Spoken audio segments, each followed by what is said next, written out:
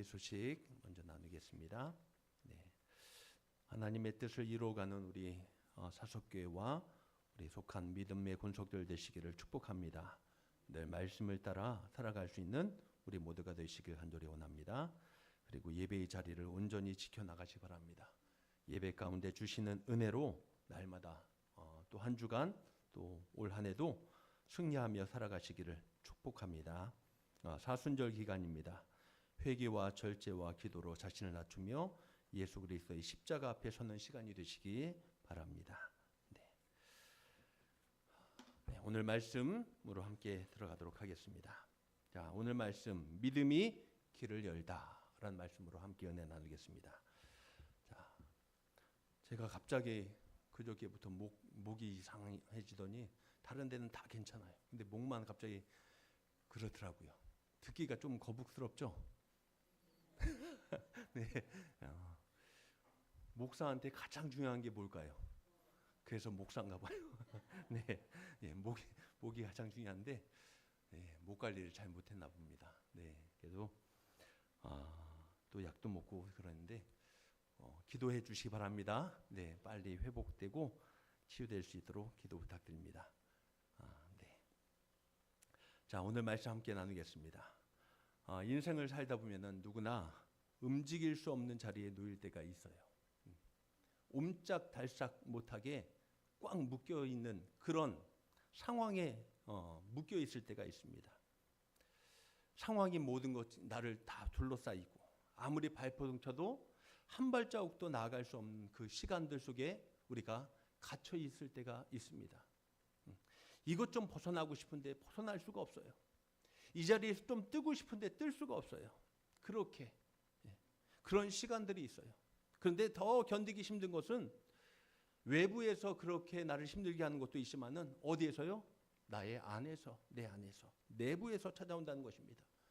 갈수록 내 마음이 어떻게 됩니까? 굳어지고 소망은 식어져 버리고 기도조차 힘을 잃어버리는 순간들을 만나게 됩니다. 신앙생활을 오래 한 사람일수록 아마도 이런 시간을 낯설게 느끼진 않을 것입니다. 다 누구나 여러분들, 저도 여러분도 이런 과정을 또 겪어왔고 또 앞으로도 겪을 수 있을 것입니다. 반복되는 일일 수 있을 것입니다. 그때 우리는 흔히 어떻게 할까요? 환경을 탓해요. 옆에 있는 사람을 탓해요. 원망해요. 그리고 스스로 정죄하기도 합니다. 내 자신을 정죄하기도 합니다. 그러나 성경은 반복해서 우리에게 다른 질문을 하고 있습니다. 지금 내 시선이 어디를 향하고 있느냐라는 것입니다. 문제만 바라보고 있느냐 아니면 하나님을 바라보고 있느냐라는 것입니다. 우리 믿음의 사람들은 문제를 바라보는 사람이 아니라 하나님을 바라볼 수 있는 사람들이 되시길 축복합니다. 문제가 있어도 어려워도 힘들어도 그 속에서 끝까지 하나님만 바라보는 사람, 그 사람이 바로 믿음의 사람입니다. 자, 오늘 마가복음 2장에 등장하는 중풍병자가 나와요. 네. 몸을 움직이지 못하는 사람이죠. 다른 병든 사람이 단순히 병든 사람이 아니라 인간 존재의 깊은 무력함을 상징하는 사람이 바로 오늘 중풍병자의 모습을 우리에게 비춰주고 있는 것입니다. 우리 인간 존재의 깊은 무력함, 움직이고 싶어도 움직일 수 없고 내 의지로 뭐 하나 할 수 없는 그런 상황에 빠진 것 같은 그런 사람. 그는 예수님께 가고 싶어도 갈 수가 없어요. 예수님의 소문은 들었어요. 익히 들었어요. 예수님이 놀라운 능력을 갖고 계신데 예수님께 가면은 나을 수 있대. 근데 가고 싶어도 갈 수가 없는 거예요. 의지가 없어서가 아니라 능력이 없어서, 힘이 없어서, 방법이 없어서. 그런데 그 절망의 자리에 뜻밖의 반전이 오늘 펼쳐지고 있습니다. 그의 인생의 새 길이 열리고 있습니다. 조건이 바뀌어서가 아닙니다. 상황이 좋아져서가 아닙니다. 믿음 때문에 이 길이 열린 줄로 믿습니다. 따르겠습니다. 믿음 때문에. 그래요. 믿음 때문이에요. 우리가 지금까지 살아온 것도 뭐 때문이에요? 믿음 때문에 살아온 줄로 믿습니다.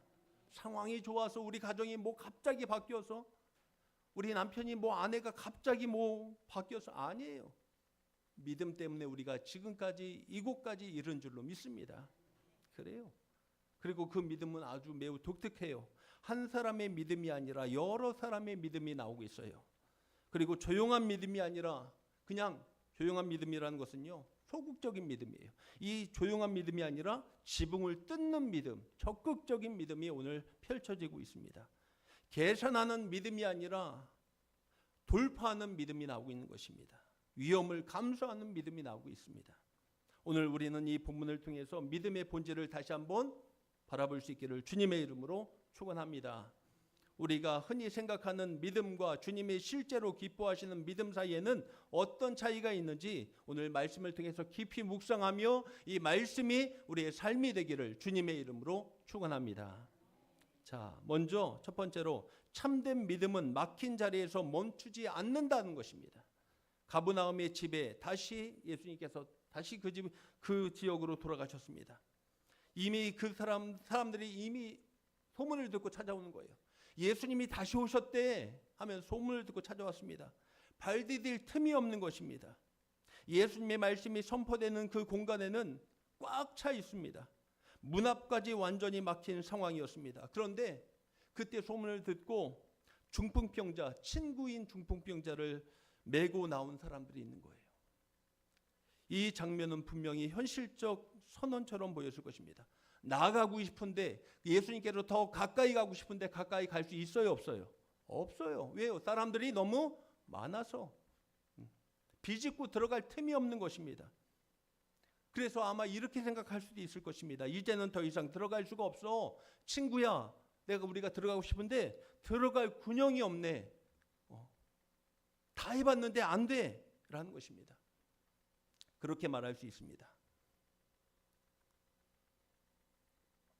여기서 우리는 신앙이 매우 중요한 갈림길을 보게 됩니다. 대부분의 사람들은 이 지점에서 어떻게 할까요?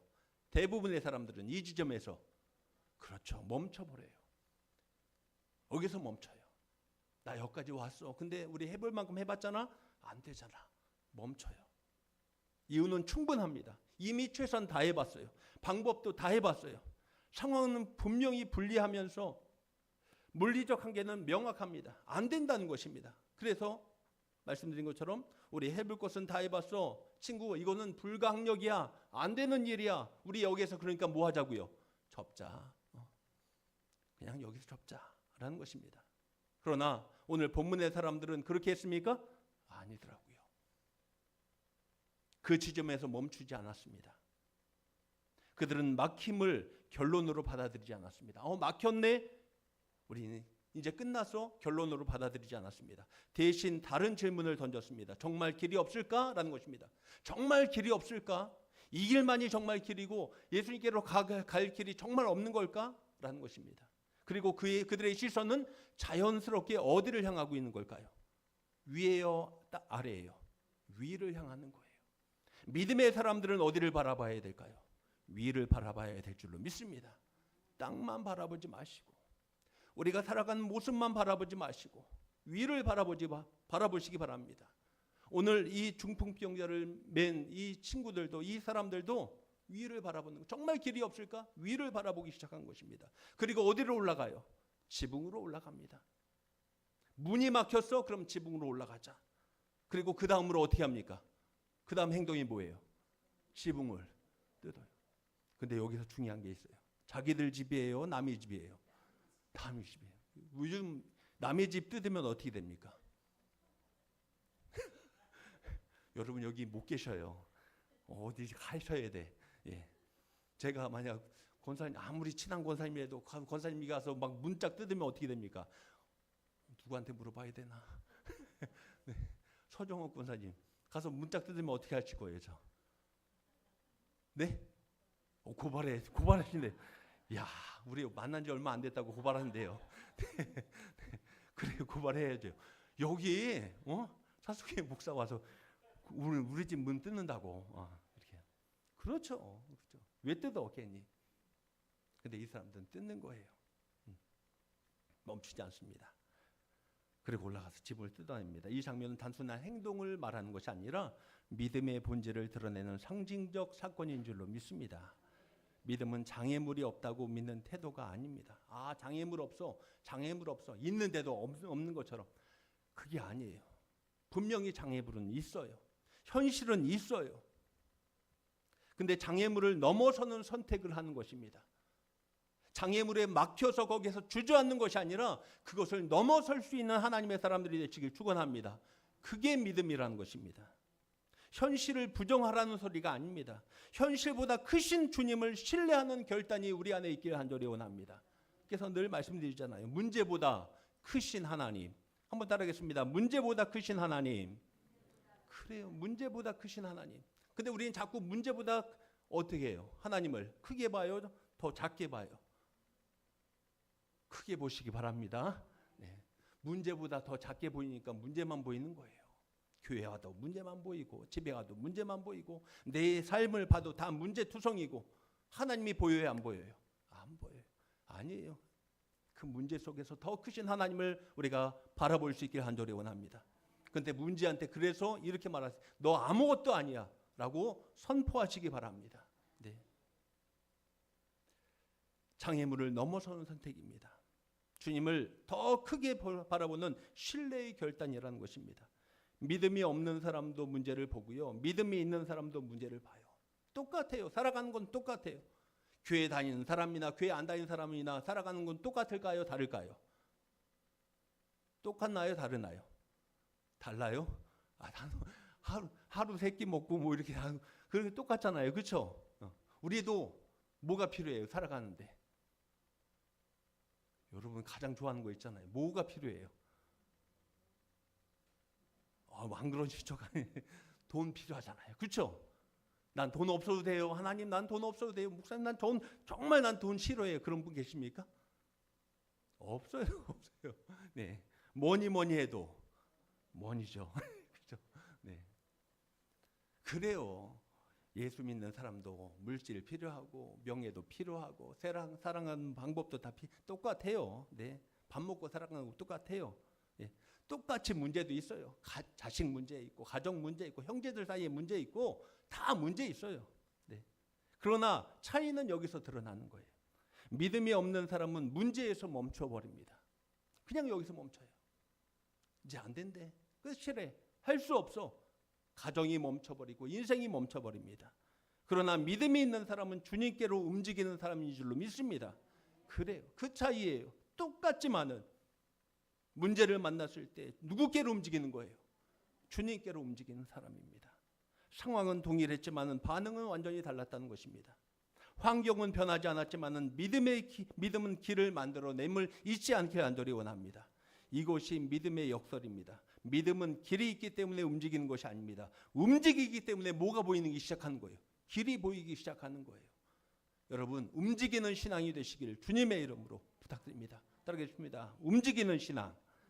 그래요. 움직이는 신앙이 되시기 바랍니다. 그냥 이 부동자세 가만히 있지 마시고 움직일 수 있는 계속 움직이는 신앙이 되시기 바랍니다. 우리가 신앙 안에서 자주 착각하는 부분이 바로 이것입니다. 우리는 조건이 갖추어지면 그때 순종하겠습니다. 내가 시간 되면 그때 순종하고요. 내가 어떠한 조건이 되면 그때 하나님 순종하겠습니다. 문제가 해결되면 그때 믿음으로 살 수 있다고 여깁니다. 그러나 성경은 반대로 말합니다. 믿음이 먼저이고 길은 그 다음이라는 것입니다. 우리는 길부터 찾아요. 길부터 찾아요. 내 살 길부터 찾아요. 아니에요. 성경은 반대예요. 먼저 믿으라. 그러면 뭐 한다고요? 보리라 라는 것입니다. 믿으면 들리게 될 줄로 믿습니다. 그것입니다. 나는 뭐부터 찾는지 한번 생각해 보시기 바랍니다. 여러분 앞에 말씀드렸던 것처럼 지붕을 뜯는 행위는 결코 합리적인 방법은 아닙니다. 시간도 걸리고 비난을 받을 수도 있고 예수님께 방해가 될 수도 있습니다. 그럼에도 그들은 행동하고 있다는 것입니다. 움직이고 있다는 것입니다. 포기하고 돌아가는 것이 아닙니다. 그들에게 가장 중요한 것은 체면이 아니라 예수님이었기 때문에, 계산이 아니라 만남이었기 때문에 오늘 예배 가운데 이 만남이 있길 주님의 이름으로 축복합니다. 그냥 왔다가 돌아가지 마시고 오늘도 그냥 와야지, 그냥 돌아가야지, 그 시간이 아니라 이 시간 예배 가운데 만날 수 있길 간절히 원합니다. 네. 성도 여러분, 혹시 지금 우리의 삶에도 문이 막힌 것 같은 영역이 있진 않습니까? 솔직히 우리 아무리 기도해도 변화가 없고 아무리 애를 써도 길이 보이지 않는 자리가 분명히 있지 않습니까? 그때 우리는 낙심에 빠지며 이런 결론을 내립니다. 안 돼, 할 수 없구나. 그러나 오늘 본문은 우리에게 묻습니다. 길이 정말 없는 것이냐? 아니면 우리가 멈춘 것이냐? 라는 것입니다. 여러분 솔직히 잘 생각해보면 내가 멈출 때가 너무 많더라고요. 길이 없는 것이 아니라 내가 멈춰버린 거예요. 내가 포기하는 거예요. 다시 주님 바라보면서 포기하지 말고 그 주저앉았던 그 자리에서 일어나서 주님을 향해 나아갈 수 있기를 주님의 이름으로 축원합니다. 믿음은 막힘에서 포기하지 않는 것입니다. 믿음은 다른 길을 찾는 것입니다. 그리고 때로는 길이 없으면 길을 만들어내는 것입니다. 누가 하시는 거예요? 그렇죠. 하나님께서 이루어 가실 줄로 믿습니다. 잊지 마세요. 막힘은 끝이 아닙니다. 믿음은 멈출 때 비로소 진짜 끝나는 것입니다. 참된 믿음은 막힌 자리에서도 주님께 나간다라는 것을 붙잡는 시간이 되시길 축원합니다. 자, 두 번째로 예수님은 문제보다 믿음을 먼저 보신다라는 것입니다. 예수님이 보시는 건 뭐예요? 믿음을 먼저 보신다는 거예요. 자, 오늘 말씀에서 가장 강력한 선언이 담긴 문장이 나오고 있는데요. 5절 말씀을 한번 보시죠. 5절. 자, 5절 말씀을 보시면 뭐라고 시작하고 있습니까? 예수께서 그들의 믿음을 보시고, 네, 여기까지. 예수께서 그들의 뭘 보셨다고요? 믿음을 보시고. 자, 이 표현을 우리가 그냥 가볍게 넘어가면 안 됩니다. 예수님 앞에 놓인 현실을 한번 예수님의 입장이라고 생각하면서 한번 생각해 보십시오. 잘 바라보십시오. 예수님 앞에 놓인 현실이 뭡니까? 위에선 뭐 하고 있는 거예요? 사람들이 지붕 뚫고 있어요. 근데 막 내리는 사람이 있어요. 누굴 내리고 있어요? 중풍병자. 아무것도 움직일 수 없는 그 중풍병자를 내리는 거예요. 예수님의 현실은 바로 이 현실이었습니다. 들것에 누워있는 중풍병자. 스스로 움직일 수 없는 육체. 오랜 고통의 흔적. 인간의 시선이라면 당연히 병자의 상태가 먼저 눈에 들어왔을 것입니다. 우리도 마찬가지예요. 다른 사람을 바라볼 때 그 중심이 아니라 그 겉모습만 바라볼 때가 있어요. 그의 문제만 바라볼 때가 있어요. 그래요. 예수님도 동일한 우리와 똑같은 사람이셨습니다. 사람의 몸을 입고 이 땅에 오셨어요. 그래서 그 병자의 상태가 먼저 눈에 들어왔을 수도 있을 것입니다. 그러나 주님의 시선은 달랐다는 것입니다. 주님은 고통을 먼저 보지 않으셨습니다. 주님은 문제를 먼저 언급하지 않으셨습니다. 네가 이래서 그래 저래서 그래 아니에요. 주님은 먼저 믿음을 보신 줄로 믿습니다. 주님이 먼저 보신 것은 뭐라고요? 믿음을 보신 거예요. 이 시간 예배 가운데 주님은 우리를 바라보실 때 뭘 보신다고요? 믿음을 보시는 거예요. 어떤 예배를 드리나 예배 태도를 보시고 뭐 그게 아니에요. 내가 이 예배 가운데 어떤 믿음으로 나왔나 믿음을 보시는 거예요. 이것이 복음의 중요한 원리입니다. 우리는 언제나 문제 중심적 사고를 하는 사람들이에요. 사람의 특징이 그래요. 항상 문제 중심적 사고예요. 무엇이 잘못되었는지, 무엇이 부족한지, 무엇을 고쳐야 되는지 항상 뭐만 집중해요? 문제에만 집중할 때가 있어요. 그러나 예수님은 믿음 중심적 사고로 보시는 줄로 믿습니다. 우리는 예수님을 닮아가야 돼요. 예수님을 따라가야 될 줄로 믿습니다. 문제 중심적 사람이 아니라 믿음 중심적 사람이 되시길 간절히 원합니다. 그것입니다. 왜냐하면 문제의 크기가 아니라 믿음의 방향이 하나님의 역사를 결정하기 때문에. 그래서 여기서 더 깊이 주목해야 할 부분이 있습니다. 오늘 그의 믿음이라고 표현하지 않아요. 그의 믿음이라고 표현하지 않고 뭐라고 표현하고 있습니까? 5절 말씀에 그들의 믿음이라고 말하고 있습니다. 그들의 믿음. 그렇죠? 중풍병자 야 너 믿음 좋다라고 말하지 않고요. 그들의 믿음. 누구예요? 그 사람을 데리고 모든 사람들의 믿음을 보고 있는 거예요. 곧 중풍병자 개인의 믿음만 강조되지 않습니다. 그를 메고 온 사람들의 믿음이 함께 언급되고 있는 것을 볼 수 있습니다. 이것은 하나님 나라의 질서를 잘 보여주고 있는 말씀입니다.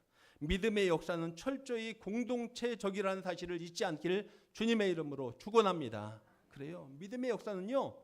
개인의 역사도 되지만은 그것보다 더 나아가서 공동체적 사실이라는 것입니다. 중풍병자는 솔직히 말이 없습니다. 행동도 없습니다. 여기 중풍병자 이야기 속에서 중풍병자가 한 뭐 어떤 액션이나 그런 모습들이 나왔나요? 안 나왔나요? 하나도 안 나왔어요. 중풍병자는 한 게 뭐밖에 없어요. 그냥 누워 있는 거예요. 그냥 침상에 그 들것에 누워서 가만히 있는 거예요.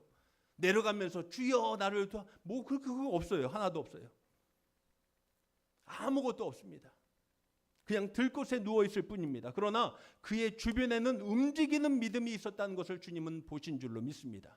그래요. 그의 주변을 본 거예요. 그를 포기하지 않았던 사람들이 보기 시작한 거고, 예수님께로 데려가기로 결정한 사람들을 보신 것이고, 장애를 만났지만 포기하지 않는 사람들을 본 것이고, 예수님은 바로 그 믿음을 보신 줄로 믿습니다. 네. 이 장면은 우리에게 매우 중요한 신앙의 핵심을 가르쳐주고 있습니다. 우리는 흔히 믿음을 지나치게 개인화시킵니다.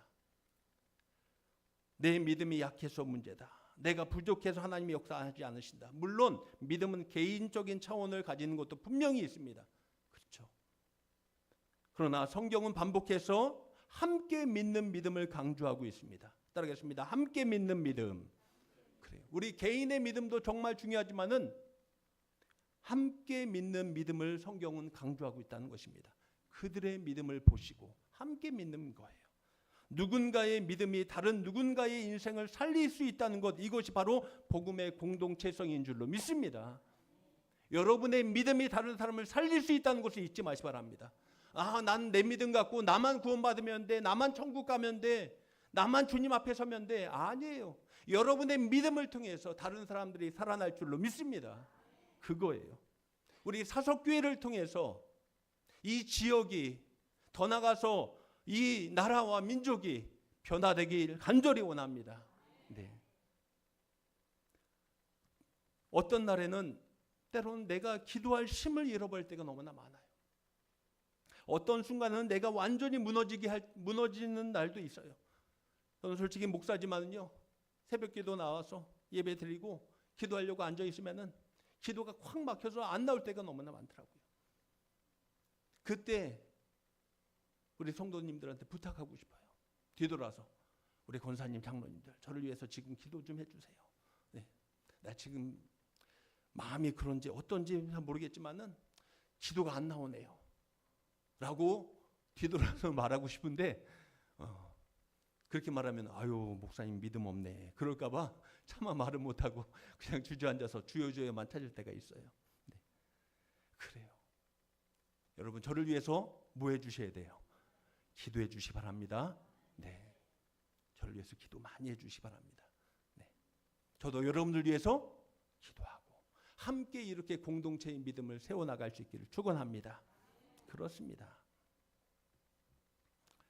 그래, 우리는 때로 내가 기도할 힘을 잃어버릴 때도 있고 어떤 영적인 감각을 잃어버려서 완전히 그냥 무너질 때도 있습니다. 그때 하나님은 다른 사람의 믿음을 사용하시기도 하는 것입니다.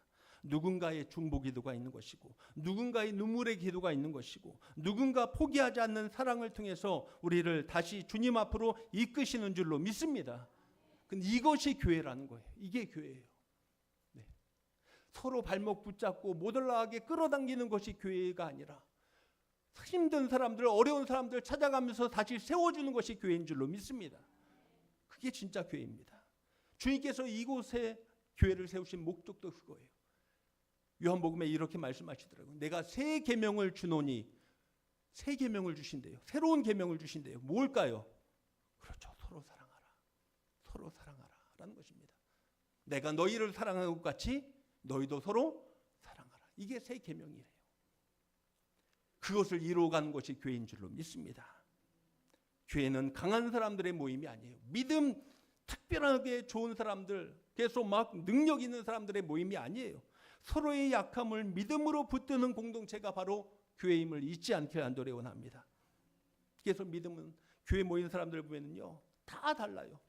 네, 다 달라요. 환경도 다르고 살아온 어떠한 방식도 달랐고 다 안 맞을 수 있어요. 그런데 우리는 하나님 안에서, 하나님 중심으로, 말씀 중심으로, 성령 안에서 이렇게 하나가 될 수 있기를 주님의 이름으로 축원합니다. 성도 여러분, 지금 혹시 우리의 믿음이 약해졌다고 느껴지십니까? 그렇다면은 기억하시기 바랍니다. 하나님은 나 혼자 버티라고 말씀하지 않습니다. 네 믿음이니까 네가 잘 버텨봐. 못하면 너 끝나는 거야. 아니에요. 믿음의 공동체 안에 머물라고, 서로 붙들어 주라고, 서로를 예수님 앞으로 데려가라고 오늘 부르시는 줄로 믿습니다. 오늘 이 사람들처럼 주님은 여전히 믿음을 찾고 계십니다. 그리고 그 믿음은 종종 우리라는 이름으로 역사하 나타날 줄로 믿습니다. 우리 사석교회, 우리 믿음의 성도들이 그런 역사가 나타나길 주님의 이름으로 축원합니다. 주님이 보시는 믿음으로 하나 될 수 있길 간절히 원합니다. 자, 마지막으로 예수님은 눈에 보이는 문제보다 근본을 먼저 다루시는 주님을 우리가 만날 수 있습니다. 자, 사람들이 기대한 장면은 분명히 있어요. 위에서 들 것을 가지고 내려보내는 거예요. 지붕 뚫고 내려보내는데 사람들이 모인 사람들, 내려보내는 사람들 다 마찬가지고요. 원하는 것은 한 가지예요. 뭘까요? 이 사람, 중풍병에 걸린 이 사람 뭐 해달라고요? 고쳐주세요. 주님 고쳐주세요. 이 누워있는 사람 고쳐주세요. 라는 것입니다. 주님께서 이 사람 고쳐주시겠지? 라는 것입니다. 모두 다 바라고 있었을 것입니다. 그러나 예수님의 첫 선언이 무엇인지 한번 보십시오. 그를 향해서 예수님의 첫 선언이 무엇입니까? 5절 말씀 계속 한번 처음부터 다시 한번 읽을게요. 시작. 예수께서 작은 자야 내 죄사함을 받았느니라 하시니. 아멘. 중풍병은 떠나갈 지어다. 이런 말 안 하세요. 그 사람들은 그걸 목표로 내려보냈는데, 지금까지 여기까지 왔는데, 내 예수님께서는 딴 말 하시는 거예요. 뭐라고요? 내 죄사함을 받았느니라. 이 말씀은 당시 현장에 있던 사람들에게 큰 충격 자체였습니다. 왜냐하면 그들이 가져온 문제는 뭐예요? 질병이에요. 중풍병이란 질병이었고, 예수님이 선포하신 것은 무엇입니까? 죄사함이었습니다. 맞아요, 틀려요? 서로가 맞아요, 틀려요? 틀려요. 안 맞아요, 안 맞아. 그래서 저번에 말씀드렸죠. 맞아요, 안 맞아요? 부부 사이에도 안 맞아요. 늘 안 맞아. 네. 저도 우리 집사람하고 안 맞고, 우리 아들하고도 안 맞고, 안 맞아요. 네. 아무리 한 집에 살아도 안 맞아요. 그래, 오늘 예수님 이 질병 고쳐주세요 하면서 내려보냈는데 예수님은 다른 것 말하고 있는 거예요. 죄사함을 받았느니라. 죄사함 얘기하고 있는 거예요. 안 맞아요. 그들이 기대한 것은 육체의 회복이었고, 근데 주님이 먼저 다루신 것은 영혼의 문제인 줄로 믿습니다. 여기에는 매우 중요한 복음의 원리가 담겨 있습니다. 주님은 언제나 문제의 표면보다 본질을 보신다는 것을 다시 한번 깨닫기 원합니다. 주님은 눈에 보이는 증상보다 근원을 먼저 다루신다는 것입니다. 우리는 뭐부터 고쳐주길 원하는 거예요? 뭐부터 바꿔주길 원하는 거예요? 눈에 보이는 것부터.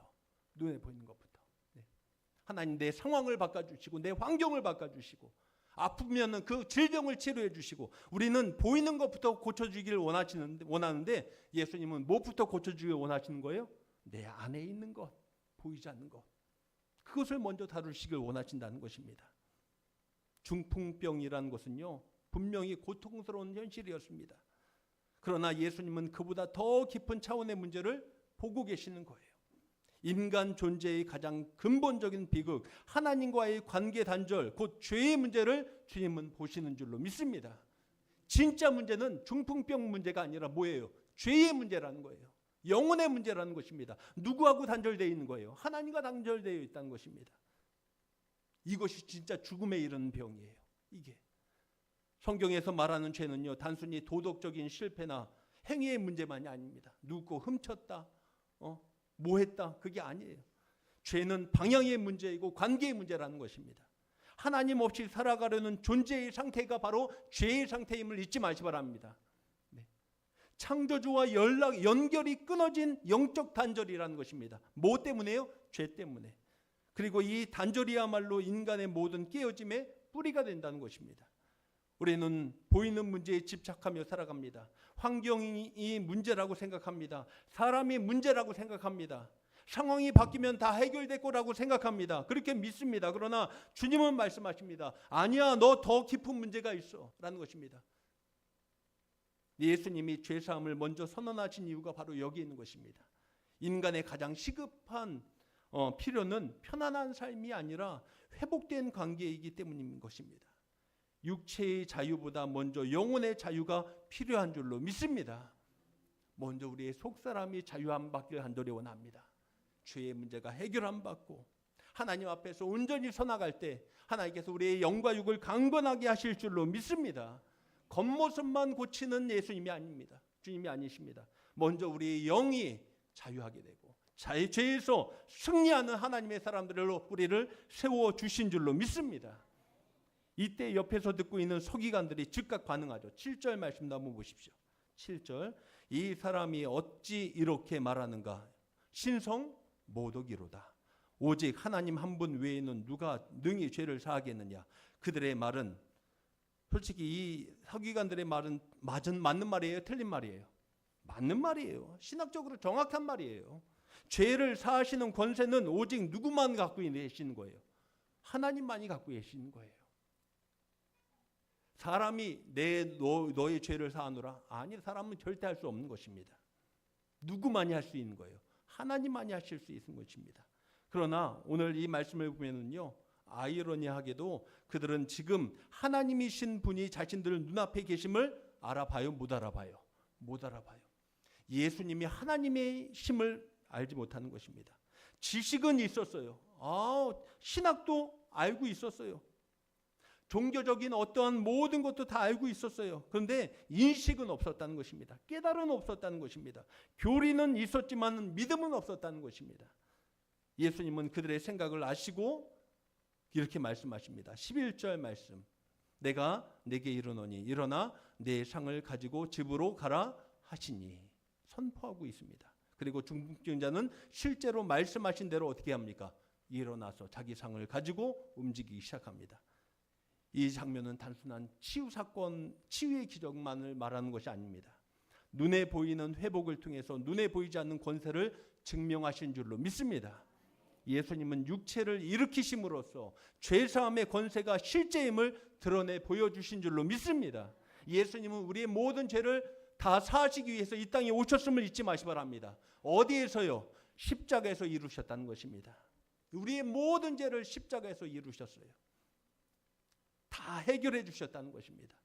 여기서 우리가 붙들어야 할 진리가 있습니다. 예수님은 우리의 삶 조금 개선시키기 위해서 오신 분이 아니에요. 잘 먹고 잘 살고 이 땅에서 떵떵거리며 좀 살게 하려고 이 땅에 오신 분이 아닙니다. 우리 존재 근본을 새롭게 하시기 위해서 오신 분이신 줄로 믿습니다. 죽을 수밖에 없는 존재를 어떻게 해요? 영원한 생명의 존재로 바꾸신 줄로 믿습니다. 지옥 가야 할 우리를 어디로요? 하나님의 그 천국 거룩한 영광스러운 곳으로 우리를 옮기시기 위해서 이 땅에 오신 줄로 믿습니다. 그렇습니다. 사랑하는 성도 여러분, 혹시 우리는 눈앞의 문제만 혹시 붙잡고 있지는 않습니까? 여전히 하나님께 더 작은 것을 구하면서 정작 가장 큰 은혜, 곧 죄사함과 생명을 가볍게 여기고 있지는 않는가? 다시 한번 돌아보기 원합니다. 주님의 시선대로 우리가 바라볼 수 있길 간절히 원합니다. 우리가 다른 사람을 바라볼 때도 외적인 것만 바라보지 마시고 그 사람에 있는 모습, 그 중심을 보면서 우리가 하나님께 기도하면서 함께 나아갈 수 있는 믿음의 권속들이 되시기를 주님의 이름으로 축복합니다. 겉모습만 보면 우리는 자꾸 비난할 수밖에 없습니다. 정죄할 수밖에 없습니다. 그러나 그 안에 있는 상태를 보면요, 우리는 긍휼한 마음을 가져요. 누구처럼요? 예수님처럼. 예수님이 주시는 구원은 부분적 처방이 아닙니다. 우리 전 존재를 향한 근본적인 회복이신 줄로 믿습니다. 그리고 그 회복의 출발점은 언제나 동일합니다. 내 죄사함을 받았느니라 라는 것입니다. 바로 여기서부터 인생의 진짜 기적이 시작된 줄로 믿습니다. 우리 옆에 있는 분들과 마지막으로 함께 인사 나누겠습니다. 당신은 기적의 사람입니다. 인사하겠습니다. 여러분들, 나도 이런 기적이 있었으면, 우리 가정에 나 이런 기적이 있었으면 얼마나 좋겠죠. 그렇죠? 이미 여러분은 기적의 사람이에요. 누구를 만났기 때문에? 주님을 만났기 때문에. 주님의 십자가의 은혜가 우리 안에 있기 때문에. 그렇습니다. 눈에 보이는 기적만이 진짜 기적이 아닙니다. 내가 하나님의 사람으로 이 자리에 있는 것이 기적인 줄로 믿습니다. 사랑하는 성도 여러분, 오늘 본문은 분명히 선언하고 있습니다.